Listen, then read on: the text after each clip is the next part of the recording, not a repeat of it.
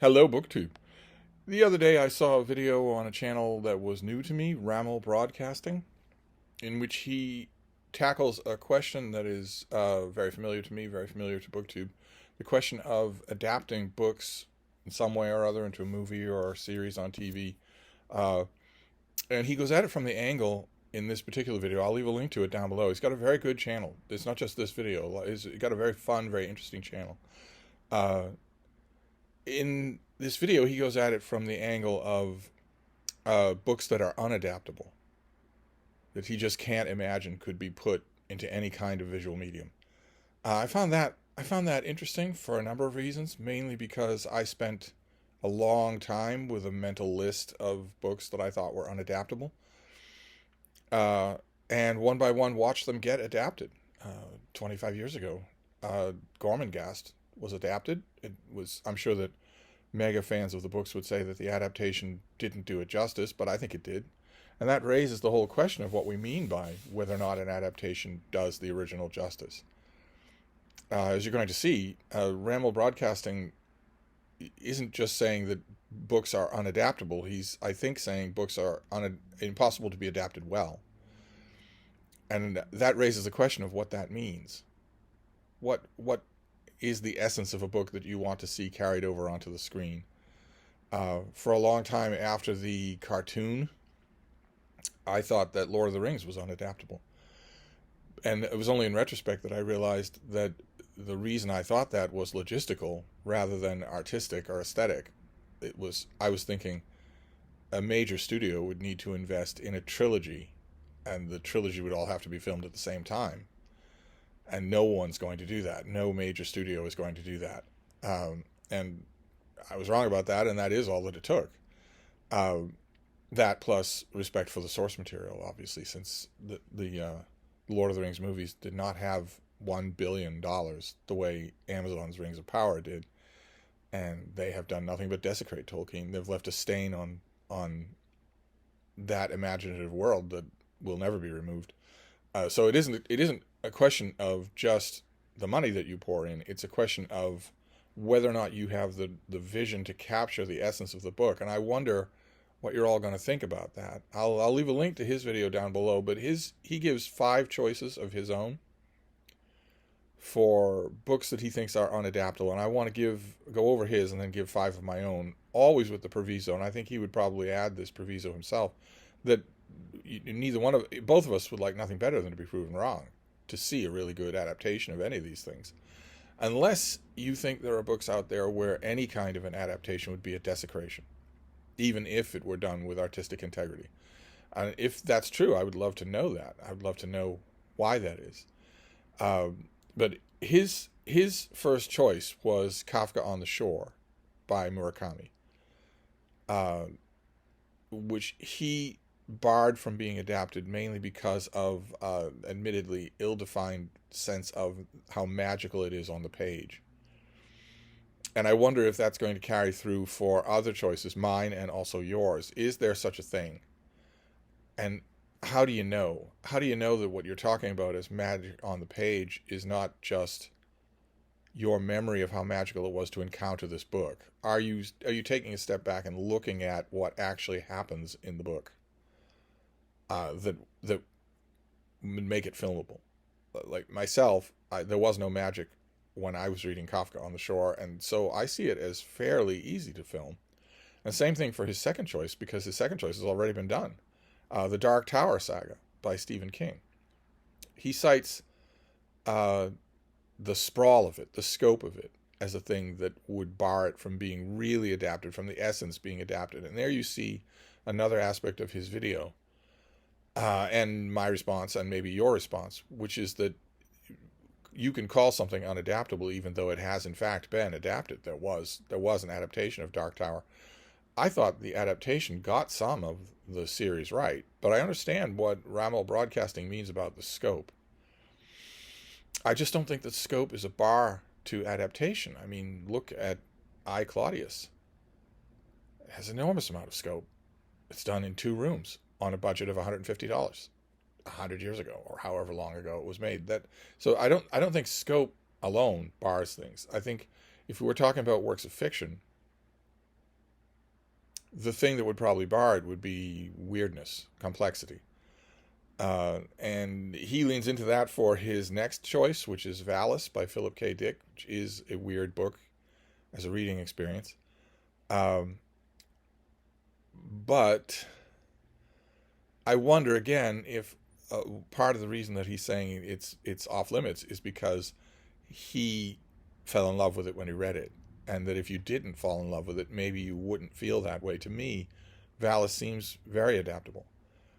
Uh, it wouldn't take much more than an overlaying voice narration that is not in sync with what you're watching on the screen. That would work just fine, I think. But then again, maybe love of the book changes your view on that. Certainly, that would be true with his next choice, which is House of Leaves by Mark Danilewski,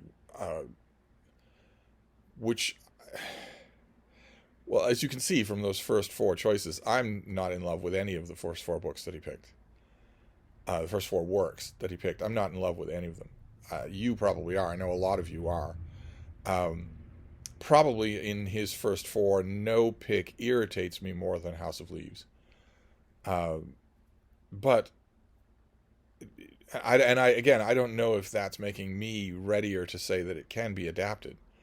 But to me, it seems like if you had to sell an adaptation of that, the stereotypical way, the cliche way that you'd sell an adaptation of a work of literature would be to pitch it in an elevator. So a minute. Can you pitch it in a minute to someone with the power to make it happen? And I think with House of Leaves, you certainly can. I mean, House of Leaves fans are going to howl at this, but if you boil it down, you want to boil it down to its essence and then build it back up. That's how you do a pitch in an elevator. And it's a haunted house story. So you could do it that way, I would think, but maybe not. Maybe if you're in love with the book, you would think otherwise. Although I'm not a big fan of the first four books that he picks, but I'm a huge fan of the last, which is The Book of the New Sun by Gene Wolfe. I'm a huge fan of that series, but I don't see it as unadaptable at all. Rammel Broadcasting brings up one example for Book of the New Sun that would make it unadaptable. One of the characters in the book is living in an odd structure. The odd structure is described to us in bits and pieces as the book goes on. But never in toto. It never from 30,000 feet. And that is for Wolfe to preserve the shock of the realization on the reader's part of what that building is. It isn't just a building. It's recognizable in our present day. I should warn you. I'm going to leave a link to Rammel Broadcasting's video down below, but be careful because he does spoil that little surprise. But if his objection was that if you adapted it into a visual medium, well, your establishing shot would blow that surprise right out of the water. It would show you right away what that building is, and so on. He wasn't using that as his only excuse. That was just his typical excuse, his typical reason. That happens periodically throughout the first two books of the series. I think he must be meaning something more than his objection, because the solution there is just don't do an establishing shot. Plenty of movies do that. Plenty of movies or a visual medium is entirely based on the slow, steady reveal of things, right? I mean, what other than that kept viewers of Lost coming back? Certainly not the acting. So Hollywood and other mediums can do that. And I think other than that, it would work fine as an adaptation. Keeping in mind here the caveat that runs throughout this video, which Rammel Broadcasting doesn't mention in his video because he's, I think, maybe very optimistic about this sort of thing. The caveat that certainly runs throughout my video is that in 2024 or any year after you're watching this video, as I've mentioned a few times before, it's probably a very bad thing, the last thing that you want to see happen to a book that you love, to see it adapted,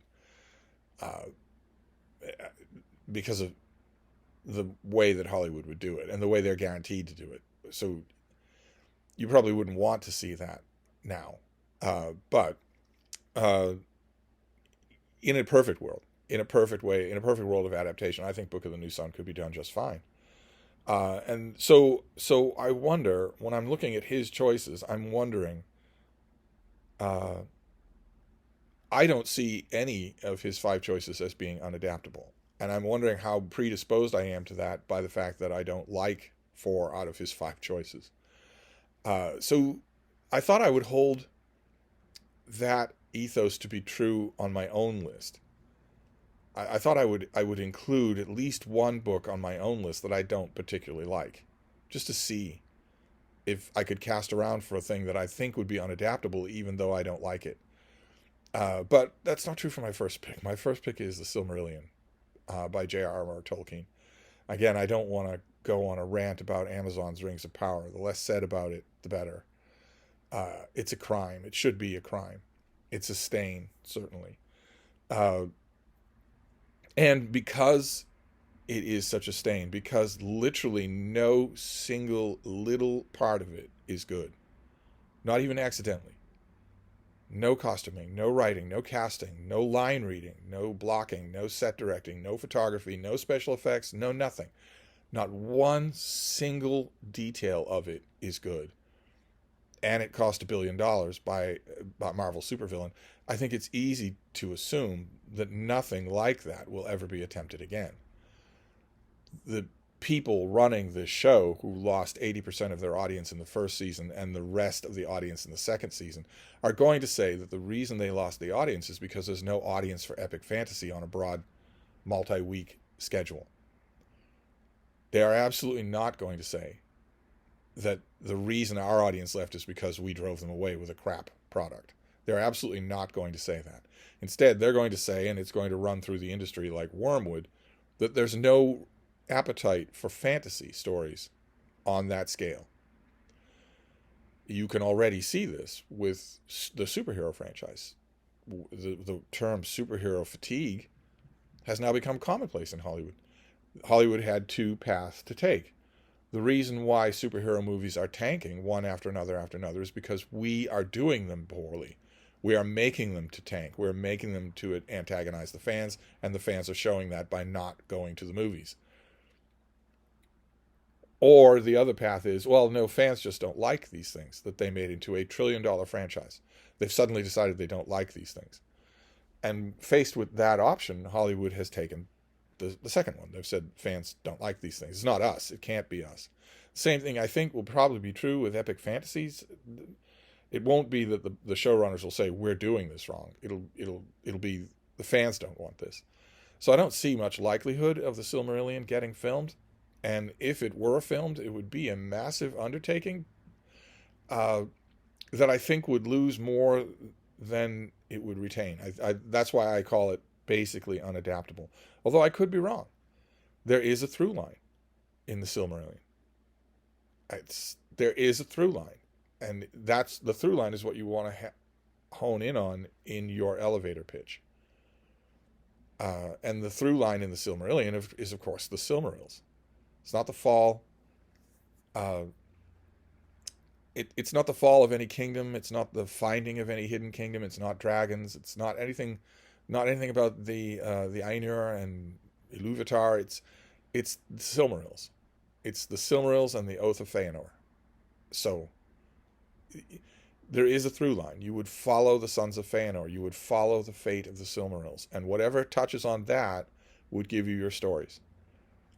I think if you followed that through line, it would be possible to film the Silmarillion in a year of episodes.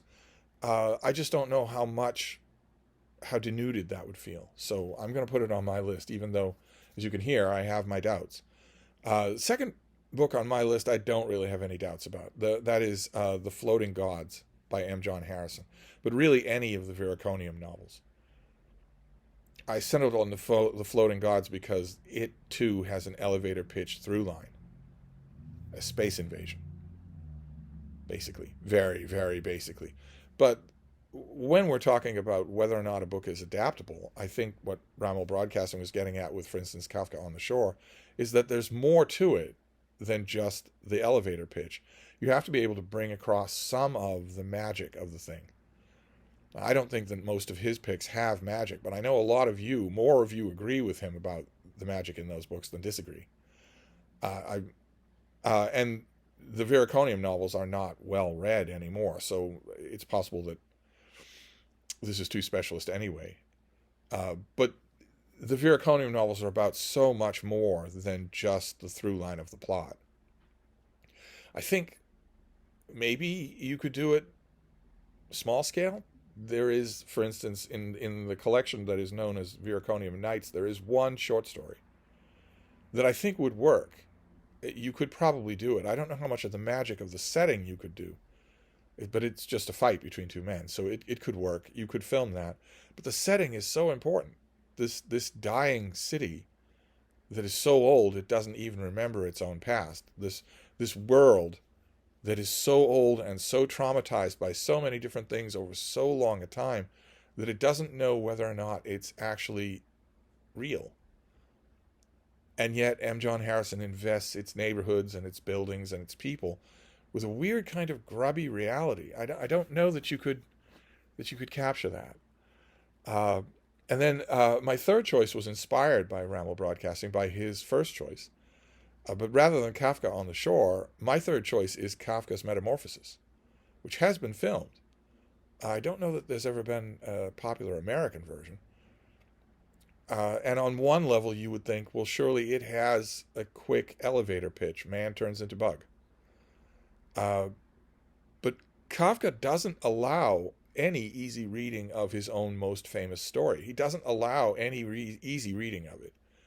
The easiest reading, of course, is dispelled in the first few pages, which is that it's some sort of allegory. Something horrible, something physical and real and visible and horrible happens in that house. It's not a dream of anybody.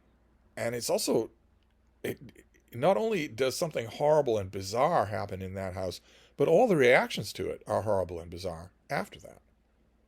Everybody reacts. It's not just the main character who is transformed. And I don't know how you would do that on the screen. I don't know how Cronenberg could have done it. I don't know how. You could definitely capture the heart of it. Cronenberg did. You could definitely capture the heart of a man transforming into a hideous thing and the reaction of the people around him. But only if the reactions of the people around him stay normal. And there is nothing normal about the metamorphosis. So how you would do that, I don't know. And maybe that's the I don't know is the most important part here. Maybe this is just a failure of my imagination. I would love to hear from you about any of these books, the 5 that Rammel Broadcasting did or the 5 that I'm doing, about whether or not you can conceive of a really good adaptation, an adaptation that actually captures the essence of the book. Because I know I say all the time that the movie is always better, almost always better than the book. But I'm perfectly willing to admit that some books do create a gravimetric field of rhetorical magic that isn't duplicatable, that isn't transferable. I'm perfectly willing to admit that maybe some books do that.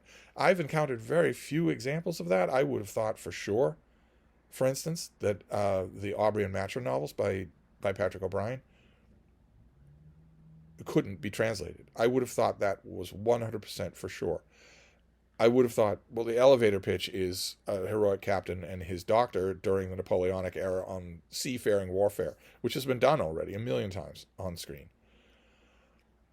And if I'd heard that pitch, I would have thought immediately, well, yeah, that's the pitch, but that doesn't capture the magic at all of the books. That's what the thing that separates the Aubrey and Maturin novels. There are many things that separate them from all the other books that do that, and they separate them by such a wide gulf that people don't really think about them in the same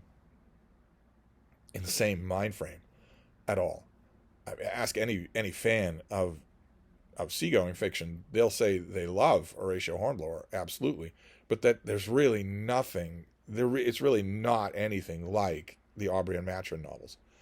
It's one of the things that always gives me a little of a wry smile when I'm trying to recommend them, because back in my recommending days, I would say to people, you're going to love this and it's going to be unlike anything you've ever read. And they would say, oh, well, that's not true. I mean, I'm not calling you a liar, but that's obviously not true. This is just Napoleonic seafaring fiction.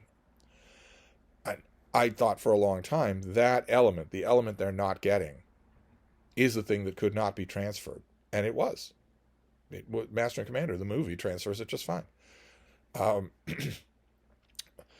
and I don't know. I hesitate to use any kind of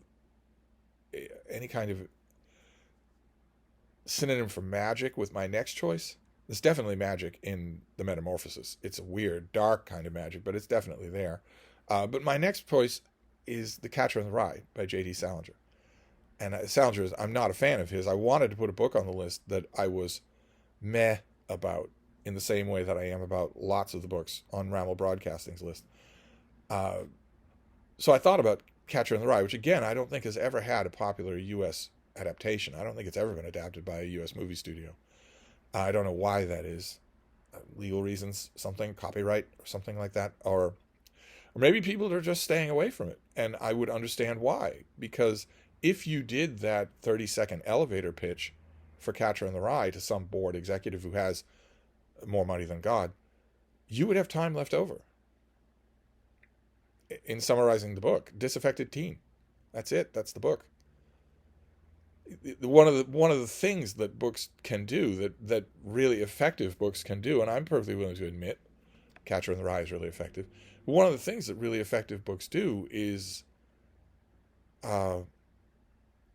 create a gravity field that pulls you in, regardless of the fact that very little is actually happening.